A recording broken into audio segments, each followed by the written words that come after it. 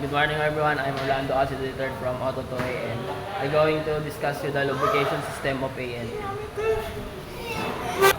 As you can see here the engine and in the sa loob nito, sa loob ng in the inner of this fuel filter, we have the oil pump circulates oil throughout the engine. Then after that, the oil pan, as you can see at the bottom, that is the oil pan with oil filter, and the oil filter oil pan is collects all, stores the oil.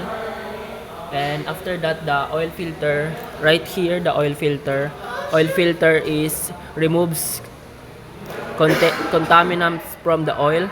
Then after that, the oil cooler is right here, but as you can see, is that have not the oil cooler, but this is the help to to cooler the oil. The oil cooler canals here, the oil cooler canals, and that after that, oil cooler regulates oil temperature to prevent overheating. That is the purpose of this oil canal light right here. That, and also we have oil galleries, and right here this oil galleries. The oil galleries canal oils to critical engine components like bearing, piston, and camshaft to lubricant the bearings of pistons and the camshafts. Also here the camshaft. Camshaft, this is the camshafts.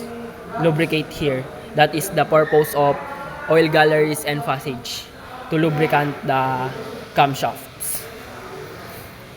Tapos, and after that, bearings and journals surface the benefits from lubrication to minimize friction.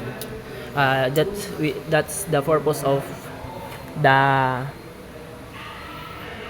oil, to not to avoid the metal to metal contact.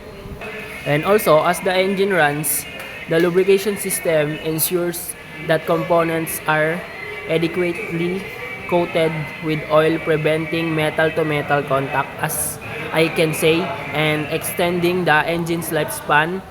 Regular oil changes are essential to maintain the effectiveness of the lubrication system. And that's all. Once again, I'm Orlando Acido III from Auto2A, and that is the lubrication system of a engine. And thank you. Goodbye.